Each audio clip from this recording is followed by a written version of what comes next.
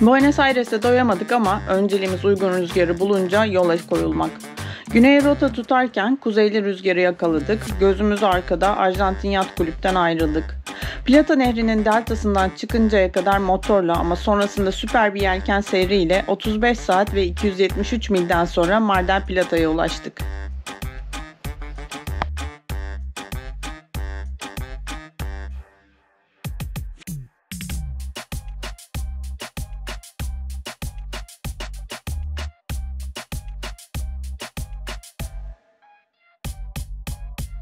Biz tam zamanlı macera perestler, Başak ve Ömer.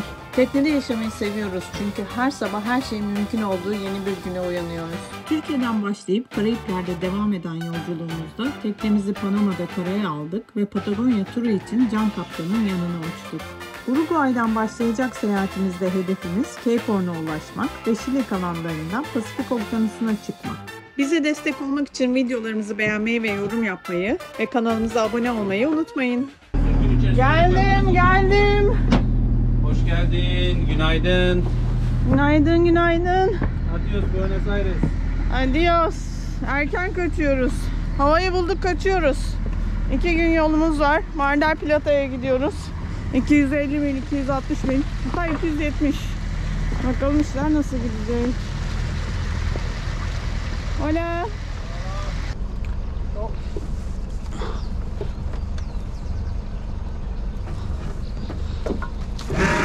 Tamam baş. Muchas gracias. Hasta luego. Ciao.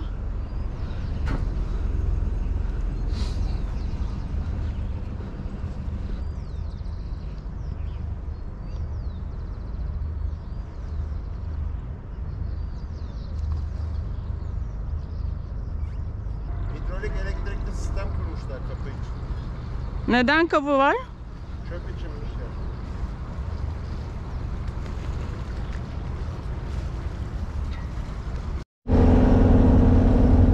Şu an hava yatık.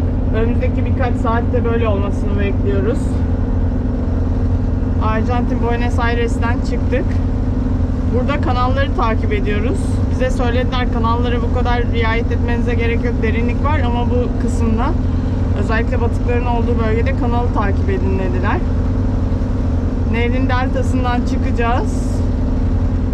Köşeyi döndükten sonra aşağıda şurada gördüğümüz Mar del Plata'ya gideceğiz. Rotamız budur. Yola çıkalı 6 saat oldu. Şu an bir akıntıya oturduk ama hem motor hem yelkenle beraber gidiyoruz. Çünkü rüzgarın açısı beklediğimiz yönde değişmeye başladı.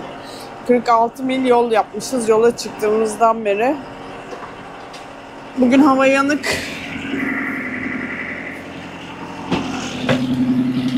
Gençler yanık. Otobanda gidiyoruz baksana. Dalgalar nerede? Az sonra. Evet ama sanki motorla gitmiyormuşuz gibi yelkenlerine bastık. Bekliyoruz ki doğru yöne dönen rüzgar hızını arttırsın.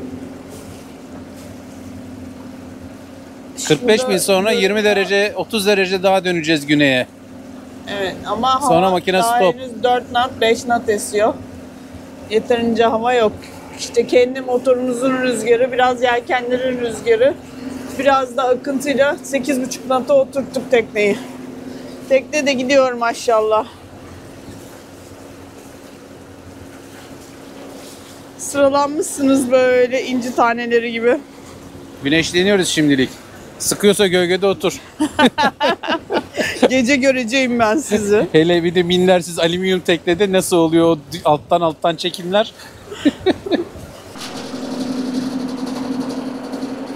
Hızlanınca biraz daha fazla rüzgar esmeye başladı. Bunlar böyle kabuklarına çekildiler. Rüzgar yavaş yavaş yüklemeye başladı. İyi. Ben de video yapıyorum içeride. Hiç bunlar gibi dışarıda üşüyemem valla.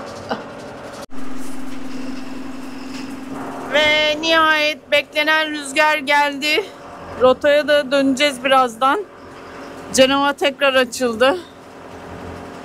Ekip üşüdü. Karınlarını doyurmak için yemek hazır. Akşam yemeği. Güzel gün batımı. Kocam çalışıyor. Gençler can yeleği giyme vakti geldi mi artık? Efendim? Can yeleği giyme vakti geldi mi artık? Ya.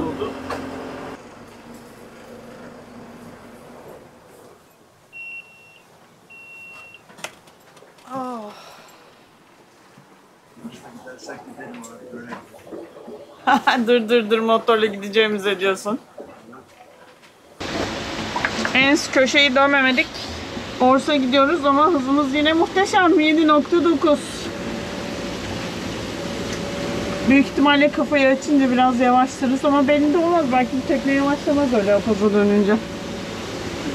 Çok da açmayacağız zaten. Bir 10-15 derece açsak yeter. 15 derece. Bu hızlarla yarın akşam orada oluruz. Hiç cumartesi sabahına kalmayız bile. Şey yaptım zaten. Kısmet güzelim. 18-19 gibi yarın. Saat kaç şu anda? 19. Yarın bu saatler inşallah orada varmış oluruz. Kısmetse. Kısmetse gençler.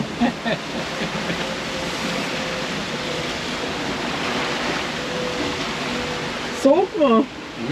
Şimdi ısındık. Biraz hareket edince az sonra gene üşümeye başlarız.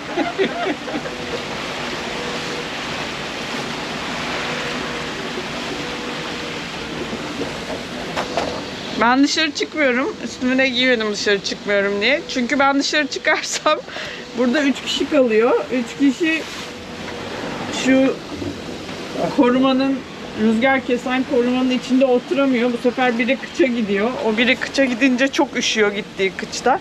Onun için ben kendimi feda ettim. İçeride uyuyorum. Çok zor bir görevim var. Sürekli uyuyup yemek yapıp yemek yiyorum. O 8'ler mekizler orsalarla. Enerjimi topladım. Gece nöbeti için hazırım. Uyandım. Ay can yattı. Kocamla yıldızların altında romantik bir gece nöbetine gidiyorum. Her şey nasıl yukarıda? Fena değil. Ha? Fena değil. Aa, küçük küçük kırılmalar görüyorum denizin üzerinde. Yakınızdan mı görünüyor? Oha ne kadar güzel görünüyor. O tabii kamerada görünmüyor. Sen bile görünmüyorsun kamerada. Biraz rüzgar düşmüş herhalde. Evet. Hızımız da düşmüş. Güzel bir gece. Oh. Günaydın. Günaydın. Soğuk mu? Ya burası iyi. Dışarı çıkınca soğuk oluyor. İlk günü devirdik. Gece acayip güzeldi. Böyle sanki şey gibi. Bir kere anlamadım, ben çıktım dışarı, fırtınalar kopuyormuş gibiydi. Denizin üstünde beyaz beyaz bir şeyler kırılıyor. Dedim ne biçim bir rüzgar esiyor burada. Niye bu kadar rüzgar esmeye başladı? Çünkü öyle bir tahmin yoktu. Sonra baktım onlar yakamozlar ama böyle sanki yıldızlarla birleşmiş, ay da yoktu dün gece. Böyle sanki gece lambası varmış da biri gece lambasını açmış gibiydi. Çok acayipti. Hiç hayatımda böyle bir şey görmedim. Hepimiz aynı şeyi söyledik. Hiç hayatımda böyle bir şey görmedim. Değil mi? Evet. Sen de mi görmedin? Görmedim. Yorgun Savaşçım. Evet. Sabah 3-6 nöbetine kalmış yorgun Savaşçım. Hemen istatistiklere bakıyoruz. Navigasyon ışıklarını kapatsana. 160 mil gelmişiz. Ortalama hızımız 6.7'ye düştü. Çünkü hava çok düştü gece. Bayağı yavaşladığımız 4'ün falan altına düştüğümüz anlar oldu. Maksimumda 9.3. Dün bir yerlerde kalmış o maksimum. Geriye kaldı 100 milimiz. Havanın artmasını bekliyoruz bugün. Öğleden sonra. Bakalım ne olacak.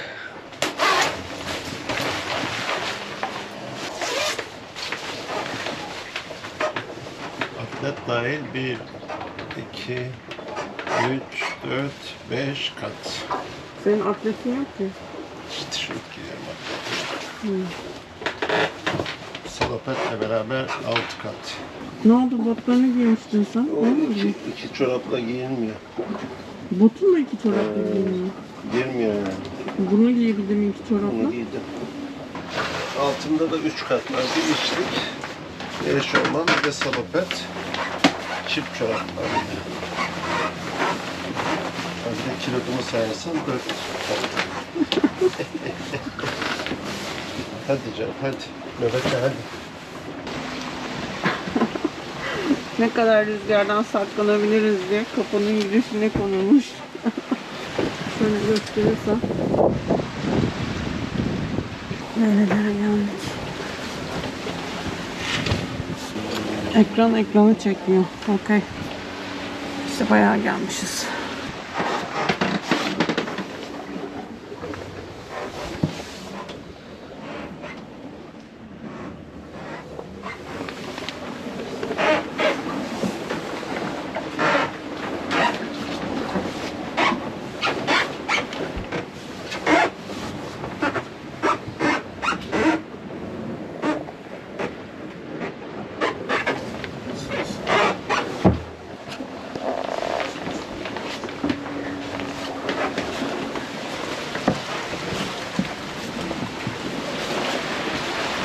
O kadar soğuk ki, böyle kafanı örtünün altına sokmak zorunda kalıyorsun uyurken, yoksa burnun düşer yani.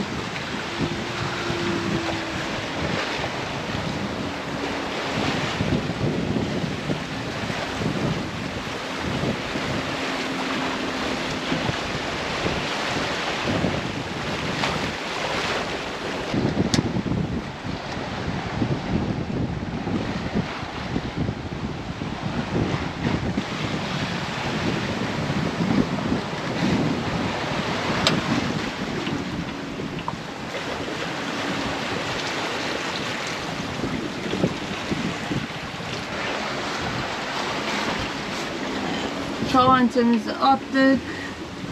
Rotamıza girdik. Artık 100 mil yolumuz var. Biraz rüzgar da tazeledi. Beklediğimiz rüzgar geldi. Ana yelkeni kapattırmadan bize böyle hızlı hızlı götürürse, kısmetse akşam gireriz balıkçıların ona.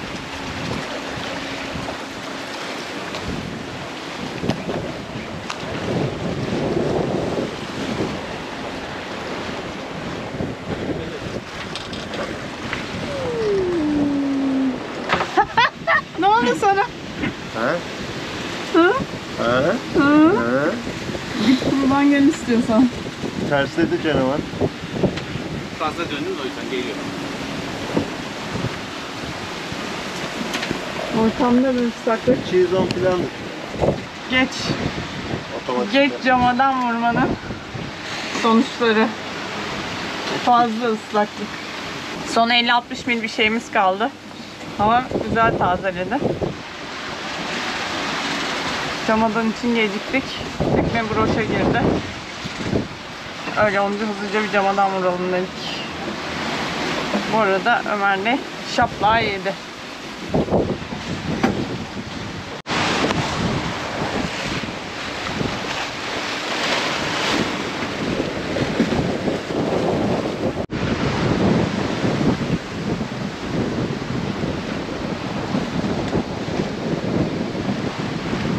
Evet.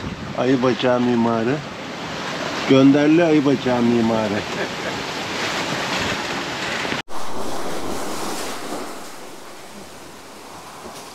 Süreti çek, süreti. He? Düdük sesi mi o? Ha, hayır canım. Gemi geliyor üstümüze. Vallahi gemi sesiydi ha. Arkadaşım ben sordum kaptanıma. Kaptanım dedi gönder döşeyeceğim dedi. Ben de içimden dedim ki şimdi ön baskısı, arka baskısı nerede bunların? Nereden bulacağız? Nasıl döşeyeceğiz? Nereye döşeyeceğiz? O da dedi ki sen sadece üst baskıyı şey yap dedi. Ben söyleyince alıver dedi. Gitti döşedi. Sonradan tabii düşününce mantıklı geliyor. Hava varken ıskota arka baskı yerine geçiyor. Yelkenin kendisi de ön baskı yerine geçiyor. Sadece üst baskı yetiyor herhalde hava varken. Bilmiyorum. Uzmanı olan kişi burada. Yok, kesinlikle öyle canım. He? Kesinlikle öyle yani bu konfigürasyon için. Efendim? Tembellik. Tabii canım. Yani iğneciye dönmese, bu kadar da preventer da takmamışız şeye, bombaya. Uğraşılır mı bu işle, ama olacak gibi değil. Baktım yarım saat erken uyusam hiç fena olmayacak bu gece. Biraz gazlayalım diye. Ayı bacağı, namı değer papyon. Taktık tekneye, gidiyoruz işte. Ama az önce tam o sırada sörfte 11.30'a kadar çıktık. Diyordun ya sabah, bu seyrin rekoru 10 knot diye. Az Yok, önce 12.4 falan gördük ya. Ha? 12.4 görmedik mi? Yok, bu seyirde. Ha, 10.4 gördük, doğru. Öyle işte, güzel. Ön yelken de camadan da sarılı biraz. Ana yelken birinci camadan da.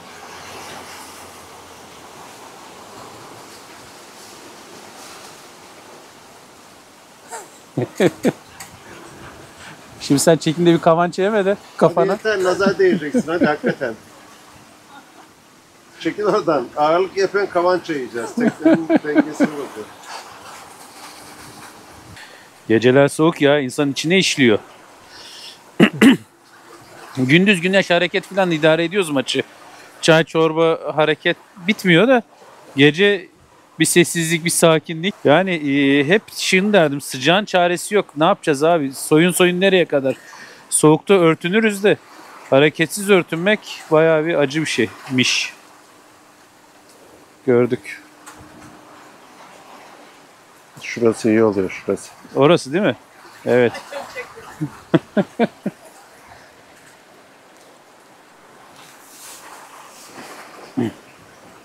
Neyse, bugün akşam da vakitlice varacağız. Ve güzel, saatinde bir uykumuz olacak. Kısmet güzelim. Kısmet. Evet. Sadun abi ne güzel demiş değil mi? Şimdi ufak bir salma talimi yapacağız. Bir salmayı indir kaldır yapacağız. Salmayı buradan görebiliyoruz. İndir Su kalktı ya burada. hattının Orası sadece yukarısında- display, görüntü. Ama aşağısı mavi mavi güzel gözüküyor Çek şimdi. bakayım. Burada su hattının yukarısına bir boşluk var salmayı görebildiğimiz. Ama dur, fenerle ışık da tutayım. Kamerada çok net Evet. görünmüyor. Ne kadar içeride şu anda? Yukarıda. Şimdi Ne salıyorum kadar- aşağıya. Yok. Parlıyor. Gözükmüyor. Bir dakika, şimdi Salma gidecek. burada değil. Salma düşmüş Can. Şimdi gidiyor. Gitti. İndi, gidiyor. Gidiyor. Gitti. Şimdi kaldırıyorum. Kaldır. Evet.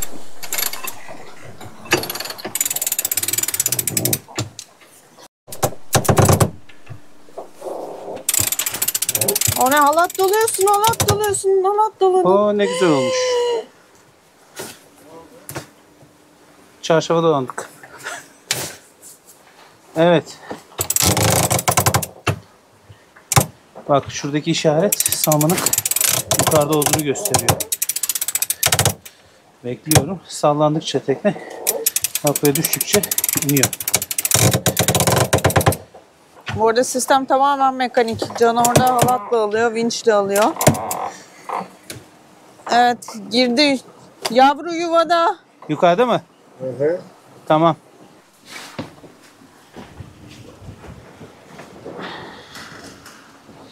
Bulutlar yavaş yavaş birikmeye başladı.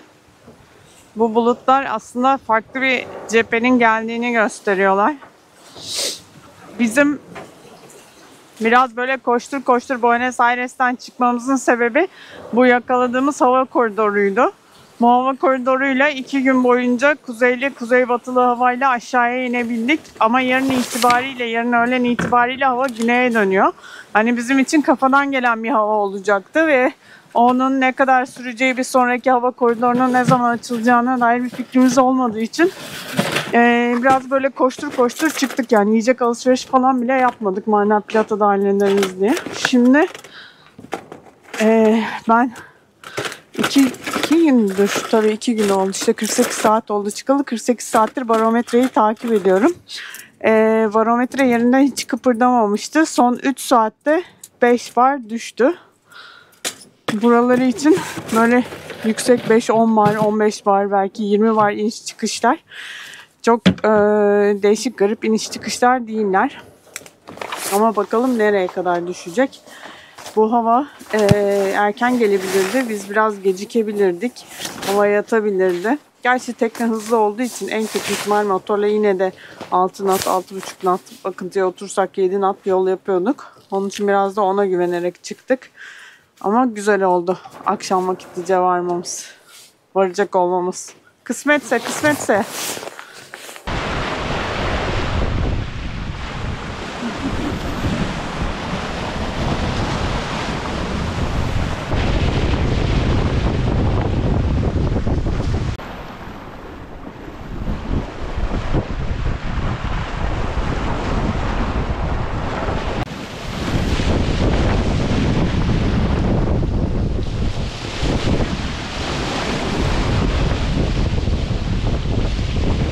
Rüzgar yön değiştirdi.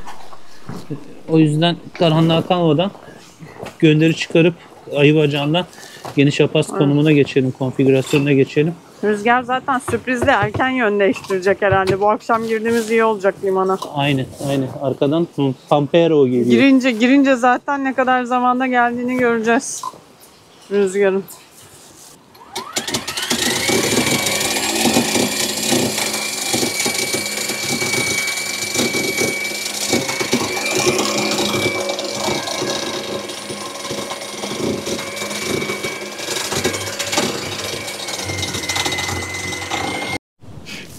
Kendini bağlamanın ulaştığı son nokta. Bağla ve kaç. Birbirine bağla ve kaç. Zorla bağlıyorlar seni burada çünkü. Ben de diyorum ne güzel geliyor arkamdan. Hiç takılmadan.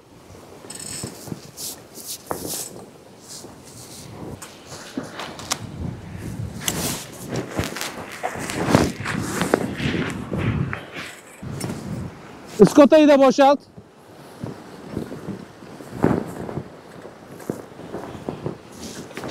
Okey, tamam. Öyle kal.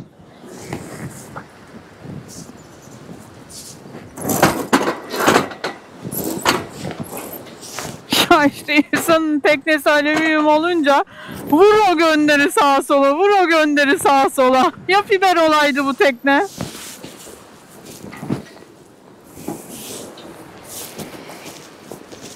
İşte gönder arabası kullanmanın lüksü.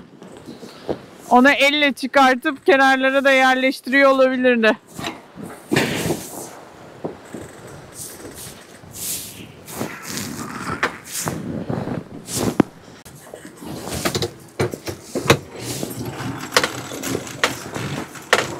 Yürü be kahramanım benim.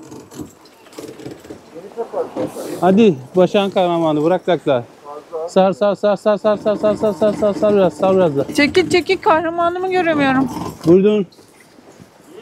Daha al da. Al. Tamamdır. Eline sağlık usta.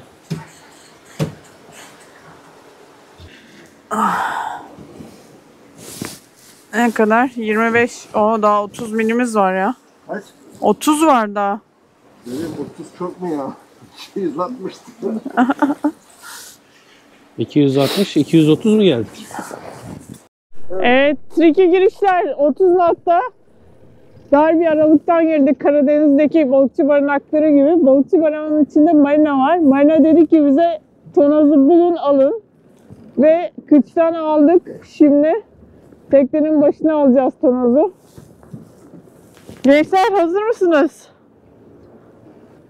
İzbarça mı?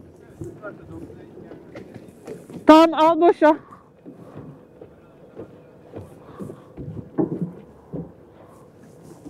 Altına girdi boşta. Tamam.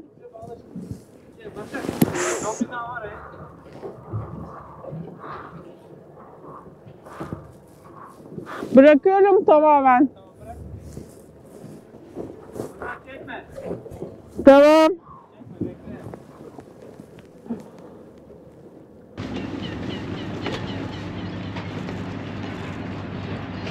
Günaydın. Günaydın. Bak deniz aslanı orada gene. Nerede?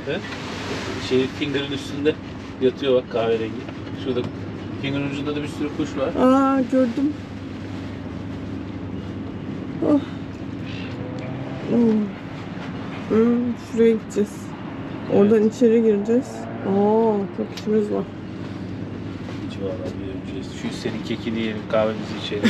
Son bir Yiyelim, parça sürücü. kek kaldı sana. Son bir parça mı? Yedirmem Evet. kimseye. Var mı? Bütün keki götürdünüz ha. Helal olsun vallahi. Hiç boş bırakmayın gelmiyor sizi.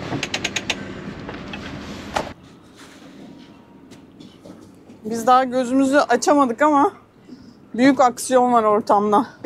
Çocuklar çıktılar bile. Hola, bueno.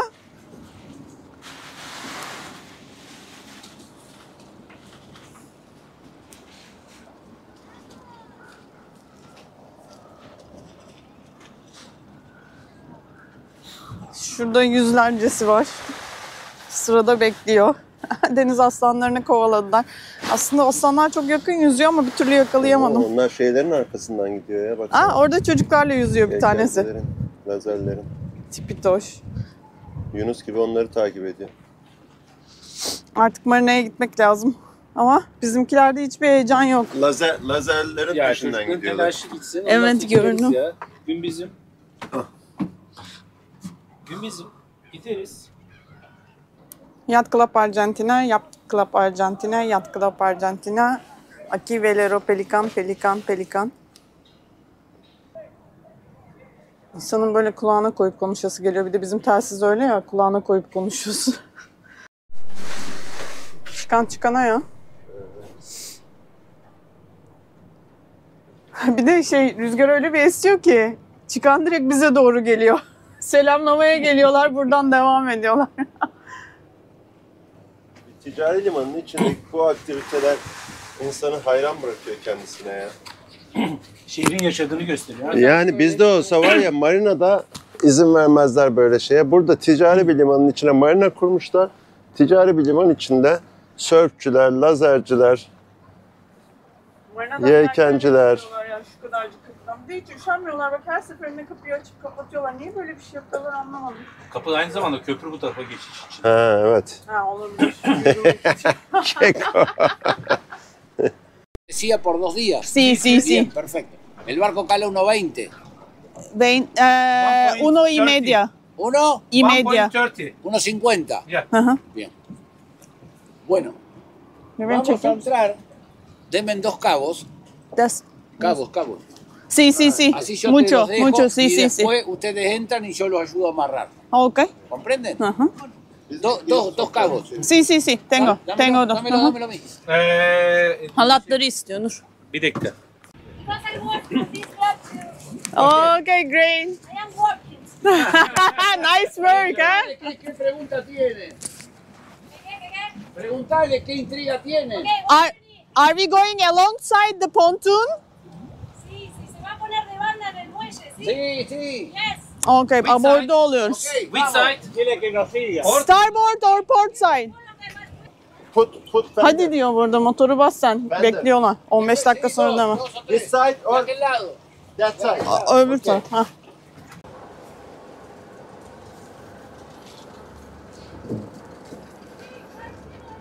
Este puente para bote Ica número 40. Ne yapayım ileri geri? Yürü yürü. Bitti. Tamam mısınız? Tamam. İskeleye doğru dönmen lazım diye düşünüyorum. Tell you that you have to go there. Yes.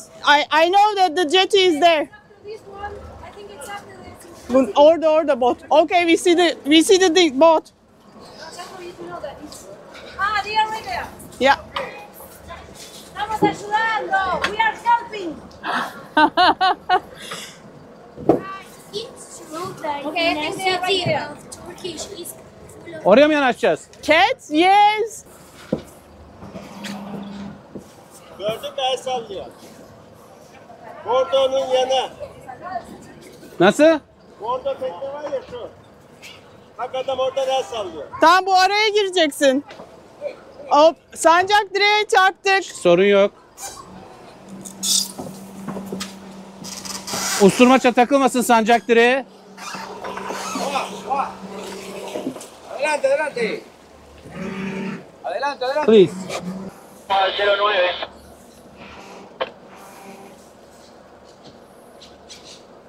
Usturmaça sıkışacak. Usturmaçayı çözmek lazım. Direktir, direktir. Direktir. Va bien, va bien. Va bien. Tamam gel. Okey, tamam. Va bien, va bien. Va bien, va bien. Geliyor oraya şimdi. İttiriyorum. No. Bağla. Yok istemiyor. No, porque sube y baja la marea. Ha. Acá no. Acá. Tight'tan dolayı aşağı bağlaması lazım.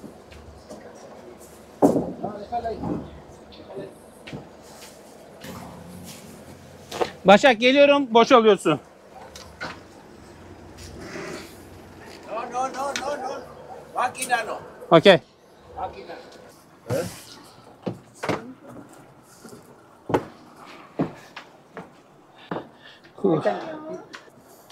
It's the boat of Paco Salas. Paco Salas. Yeah, this boat is I see his boat. My headspace been weaker, it's been waiting for the right day. Like the right day ever comes, now it's Friday. And nothing's changed. Mistakes that everyone is making, but I can't change. I'm stuck in reverse like an old Benz. Forgot to tap it up. Now I long for another day where things fall into place. So if you're down, I'll be down. Pack your bags, fill 'em up. We can go tonight, take a flight to a higher ground. How does that sound?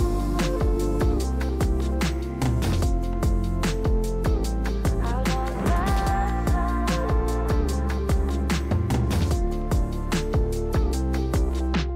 So strange, why it always feel like it's too late.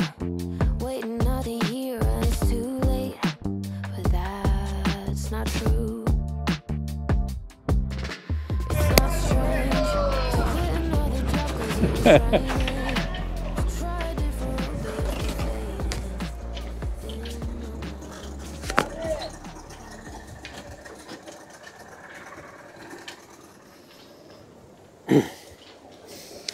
Al işte ponton. Kuş kondurmuş değil, şey değil. Straforların içinde yüzüyor. Tahtalar gayet mütevazi, işini Teknelerin görüyor. boylarına Akdeniz'deki büyük tekne, ucuza büyük tekne trendi henüz buraya gelmemiş. Küçük tekneler, insanlar keyfini sürüyor, denize çıkıyorlar bu soğukta. Soğuk demiyorlar bizim gibi, ağlamıyorlar. Evet. Kimisi güvertesini zımpara yapıyor. Kimisi yelkenini dönüyor. Şimdi sabahki aileyi gördüm ya. Nasıl kapalı kışlamaya alınmış tekne çatır çatır açtılar, yelkene çıktılar. Hafta sonu. Karı koca çocuk hep beraber. Şimdi sahil güvenliğe gitmemiz gerekiyor. Dünyada hala bir limanından çıkıp diğer limanına girerken giriş çıkış işlemi yapmanız gereken ülkeler var. Arjantin'de bunlardan biri. Biz Buenos Aires'ten çıkarken çıkış işlemi yaptık ve oradan kağıt aldık. Şimdi Başakçığım, buraya geldiğimize dair o kağıdı vermemiz karşıdaki gerekiyor. güzelliğe baksana. Nasıl bir tekne? Üst yapı klasik, altyapı modern. Hem de ne kadar 40 feet, büyüktür belki bastonu şeyiyle birlikte ama hızlı bir gövde. Peter de gelmiş. Piriopolis'ten olan arkadaşımız. Artık yavaş yavaş bundan sonra Yolun Ornos'ta, yolcuları toplanıyor. Evet, Ornos'ta hep bir aradayız. Zaten büyük ihtimalle buradan bir arada çıkarız. Evet. Hola. Hola. Pencere açıldı mı herkes zıplıyor pencereye. Weather windows. Kader birliği mi diyeceğiz onu? Stefan da çok üzülmüş, pencereyi yakalayamadı. Grupta yazmış destan gibi. Tabii hemen kurduk WhatsApp Bir dakika. grubunu. Geriye döneceğiz Hava arkadaşlar. ne kadar Tersane. güzel. Renkler şahane bugün. Ha bak bir de böyle oyuncaklar var. Şuna bak. Tek kişi içine oturuyorsun. Direği kafana eğiyorsun. Vinci de gerek yok tabii. Cem kilitler, iskotalar. Dümene bak, dümene. Irgat değil mi? Irgat var. Ya, onluk da zincir var abi. 100 metre koymuşlar. Çok güzel ya. Bir yandan da tekneleri bununla kaldırıyorlar. Evet, Ki ama kapasite bakarsan yanlış 20 ton falan. anlaşılmasın yani. İptidailikten falan değil. Operasyon hızı. Ve Koca bir vinci havuza tabii ki. getirdin, havuzdan tekne aldığın yerine döndür getir ve bir sürü insan kullanabiliyor Bak, bu arada. şu Vinci için bir aparatla- operatör lazım. Şu aparatla tekneleri sıkmadan direkt slinkliyorlar. Karışık gibi gözükse de bir travellik maliyetinin herhalde onda birine falan bitiyordur böyle bir şey. Ve daha fazla insan kullanabiliyor. Yani bir Kesinlikle. operatöre bağlı değilsin. Avantajı o bence. Kesinlikle. Bu adamların hepsi bunu kullanabiliyorlarmış. Muhakkak. Bak aynısından bir tane de burada. Evet. Hem de birkaç tane kurabiliyorsun. Evet. 2 dakika dışarıda oturalım, bir bira içelim, bir şey yiyelim dedik. Hipotermiye giriyorduk ya. Kapat kapıyı kapat. Biraz hava gelsin ya. Ben sürekli sıcak su içmeye başladım. Öyle çay kahve de içemiyorsun ısınmak için. Damağım falan Sen şey yandı. yapsana, neydi Paramparça oldu damağım. Neli su yapıyordun sen, sıcak Zencefilli. su? Zencefilli su yapsana yoldayken. İşte sıcak su ve zencefilin üstüne fark eder. Bu kapı niye açık arkadaşlar? Kapatacağız. Kapatacağız be, dur. Bakın kızıyorum artık, tamam mı? Soğuk çok sinirimi bozuyor benim. Senin? Bir baş ağrısı, bir soğuk yani. Hiç sevmediğim hayatta 2 tane şey. Ne işimiz var bizim burada? Biz niye gelmiştik buralara? Antarktika Başakçığım, hatırlatayım sana. Antarktika. Antarktika. Demek ki kendimizde bir alıp veremediğimiz var. Demek ki içimizde barışık değiliz. Hala mı Nirvana? Barışık değiliz demek ki içimizde. O yüzden geldik buralara, bakacağız. Barışacağız. Barışamazsak bir de kuzeyi deneyeceğiz. Güneyde barışamazsak Sonu var mı bu kuzeyi işin? deneyeceğiz. Oh, ben kitabımı okurum ya. Şurada sıcak sıcak. Ellerim bir ısınsın da. Elim ısınmıyor ki, bardağı tutamıyorum hala. Sıcak su bardağı. Düştüğüm hallere bak. Karayipler'de millet hala adalarda mangal yapıyor. Ben burada Orada da sıcak şikayet su ediyordun taşıyorum. sıcaktan. Sinekten ve sıcaktan şikayet ediyordun ama. İnsanoğlusunuz abi, insanoğlu. Biz tanrılar sevmiyoruz sizin gibi şikayetçi insanları. Helal olsun çocuklara ya. Biz de nereye gidiyor bunlar diyoruz. Limanın içinde takılıyorlardır diye düşünüyoruz. Meğersem aslında 2 açık mil denize açıktalar. çıkıyorlarmış optimistlerle. 2 mil açıkta okyanusta soluganlar, rüzgar dalgaları, Maşallah ya. hava soğuk. Yani şu an çekmeye çalışıyorum ama kamerada bile görünmüyor. Eksik öleli. Haydi bu geri şaraba ver tavuğu.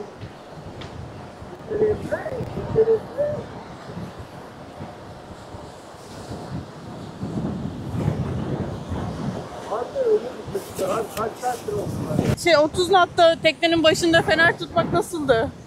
Valla bana çok tehlikeli görünmüştü. Çok heyecanlanmıştım ama şimdi şu çocukları görünce teknenin başında buraya girerken fener tutmanın hiç de öyle ekstrem bir olay olmadığını görüyorum yani. Bir de bunlar evrim teorisinin gerçek olduğunun bir kanıtı. Evrimleşmiş bunlar resmen yani. Bunlar ya 4-5 saattir bu suda yelken yapıyorlar. Üzerlerinde öyle bir şey de yok. Koruyucu kıyafet de yok soğuktan, ıslaktan. Yani normal wetsuitlerini giymişler, ayakları da çıplak. 4-5 saattir böyle yelken yapıyorlar. Bence yaptıkları muhteşem bir şey. Kesinlikle abi. İnsanlar denizci, laf ola değil. Benim bildiğim denizci Antarktika'ya gider. Değil mi? Bunlar gidecek Antarktika'ya. Tabii canım, Tamam, bizim de işimiz Antarktika'da. bunların işi Antarktika'ya gitmek. Bizim Şeyde- işimiz değil. Biz şöyle Türkiye'den kalkıp Malta'ya gidip gelseler insanlar ve Sicilya etrafında Hayır, aramızda para toplar, göndeririz seni uçakla Antarktika'ya. ben varım. Punta Arenas'tan 3500 dolar verdin mi sabah götürüyorlar. 3-4 saat geziyorsun Antarktika'da. Akşam geri getiriyorlar. Ya bizi. Skip Novak eski dostum, ona da söylerim. Onun teknede koyarız seni. Aslında Mar del Plata çok büyük bir balıkçı limanı. Şu gemi de enteresan. Ve burası zaten balıkçılarıyla ünlü, deniz ürünleriyle ünlü bir şehir. Bunlar da balıkçı filolarının gemileri. Uşağı, evet. Ve neredeyse her biri 100 metrelik Arkada gemi botlara bunların. baksana. Bunlar Üst okyanusa üste kaç açılıyorlar. Delice balık, kalamar. Ahtapot. Ahtapot yakaladıklarından emin değilim ama kalamar yakalıyorlar. Delice balık yakalıyorlar değil mi? Gemiler. Fantastikler. Bu gemi Antarktika'ya tur düzenliyor. Arkasındaki büyük botlara bak. Yolcuları gezdirmek için. Senin için de yapıyor bu işi diyorlar. Benim için mi? Yok ben gitmiyorum Antarktika'ya o kadar gitmiyor. Sizin bilet Uşak'tan kuzeye dönüyor. Şimdi yavaş yavaş limanın girişine yürüyoruz. Limanın girişi biraz Karadeniz limanlarını andırıyor. Çünkü bu açıktan gelen dalgalar deniz çok derin olmadığı için kum birikimi yapıyor. Karadeniz limanlarının girişinde olduğu gibi. Dolayısıyla çok büyük bir sığlık vardı gelirken bizim iskelemizde bıraktığımız. Biz bu taraftaki mendireye yakın geçtik. Geceydi. Haritada işaretlenmiş bir yol vardı. O yolu takip ettik. Ama biz içeri girerken 30 knot falan esiyordu. Yani dalgalar kırılıyordu sığlıkların üstünde. Aradan girdik. Aha balık da tutuyorlar bak bir çeşit levrek gene. Hola! Bueno pescado! Vallahi o tekneler ya. Şakır şakır içeri dökülüyor ya. Kalamarlar. Lambalar çok iyiymiş ama. Hayır, bu lambalar ne işe yarıyor ki? Yaparken göreceksin, çalışırken göreceksin. Bebeğim söyleyelim mi bizi denize çıkartsınlar bir gün? Ve Çin teknesi. Bizi denize çıkartsınlar bir gün diyorum. Ve filo Çin filosu. Herhalde şu anda av Çin mi? Ha evet. Çin filosu. Çin filosu. Çin. Veya Çinliler Japon. ya. Her şeyi ele geçirsinler. Çin veya Japon neyse. Bence Çin. Evet. Ama Japon da olurmuş. Vay be. Ne güzel gelmişiz, ne güzel girmişiz. Şimdi insan gündüz vakti görünce ortalığı anlıyor. Oğuz abilere söyleyeyim de onlar da burayı ıskalamasınlar yolda. Zaten ihtiyaçları olacak. Onlar Piriopolis, sonra burası. Bak orada deniz aslında. Evet, oy oy. Ay gelin ya şuraya, direğin arkasına. Kuytuya kaçıyorum bakıyorum Ömer. Oo, Yok ki kuytu yok. yuvarlak ya. Dönüyor. Dönüyor etrafını. Çaparı gibi bir şey yapıyorlar. Takıma da bak. Pembeli morlu falan. Şuradaki takım çaparı gibi bir şey. Ama balıklar levreye benziyor. Karışmış burada dünya. Öyle mi? Ben palamuta benziyorum. Aa mangal Laos, yapıyor. Laos. Balık ekmek yapıyor. Sucuk ekmek ya. Oho, bono. Chorizo.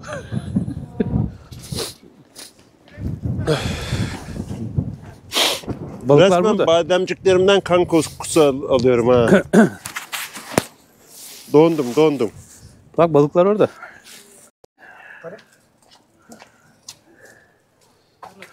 Bak. Aa lüfer. Lüfer mi? Değil, levrek. Levrek mi? Levrek. Aha. Benzeri bir şey. Başka. Uzak Somos de akros. Turquía. Muy lejos. Muy lejos. Y pescados en Turquía muy diferente. Ah, igual hay mucha variedad acá. Hay mucha variedad.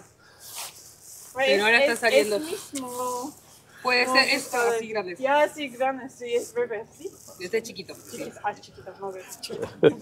Gracias. Gracias. Porque Buenos días. disfrute. Toma. Ah,